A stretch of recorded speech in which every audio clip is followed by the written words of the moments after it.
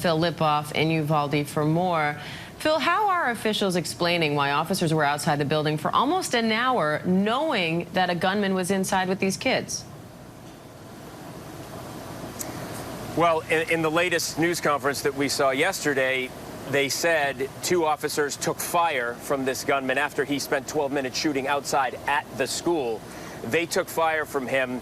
They backed off and called for body armor and called for SWAT teams and called for negotiators as the shooter went into the school, turned down a couple different hallways, and wound up in those adjoining classrooms as he did what he did and shot and killed 21 people. So they're explaining that they needed help and they called for help.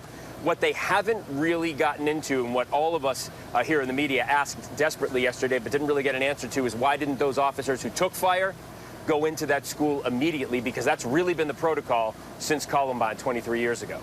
And how are they explaining how much this story has changed, Phil? Not only about the timing that you described, but also about the unlocked door and the school safety officer who authorities initially said tried to stop the shooter but actually wasn't there.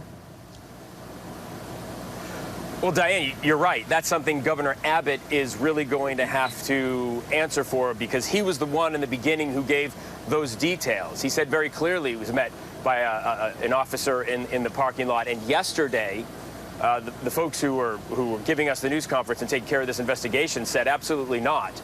There was no resource officer in that parking lot, and the door he entered was unlocked after he spent 12 minutes shooting at the school from the outside, then hopped over a fence, then walked through an unlocked door. There are an awful lot of details here that are very disturbing, not only to the country watching this, everybody who has a child in a school, but especially to this community that has just lost 21 people, 19 of them children, Diane.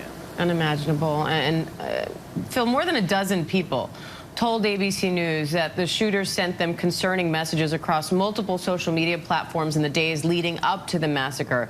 So what do we know about those messages now? Well, we first thought that it was just the morning of, just that he had sent these 3 texts the morning of, and those 3 texts went to one person, and the first one was, "I'm going to shoot my grandmother." The second was, "I shot my grandmother." And the third one was, "I'm going to shoot an elementary school." That was in, like, I think the 30 minutes before the shooter got to this school. But in the weeks and months leading up to this shooting, he did send, as police are telling us, some very concerning messages.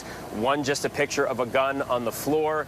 Others to a young woman he met online in Germany. So there were red flags everywhere in the weeks and months leading up to this shooting.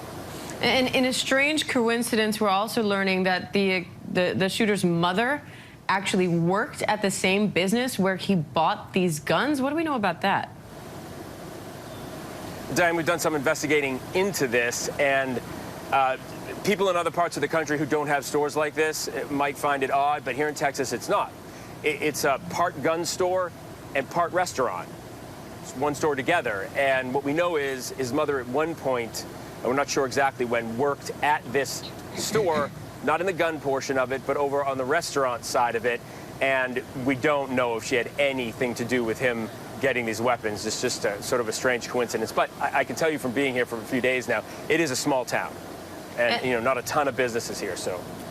So, Phil, now that we're getting some more details and more clarification on how this all happened, where does the investigation focus on now? Well, I think the investigation is going to focus on what the people in this community are focusing on. Could it have been stopped? And that's a really big, it's a loaded question. It's an important question, but it's a question that needs to be laid out. Need all the facts. Yesterday, law enforcement was saying we have video of the shooter outside and inside the building. We're going frame by frame to see exactly how this happened. They're obviously going to look at the actions of their officers, why those officers who took fire didn't go right back in, why they took cover. That's going to be where the investigation focuses. That's the question everyone wants to know, Diane. Hi, everyone. George Stephanopoulos here. Thanks for checking out the ABC News YouTube channel. If you'd like to get more videos, show highlights, and watch live event coverage, click on the right over here to subscribe to our channel. And don't forget to download the ABC News app for breaking news alerts. Thanks for watching.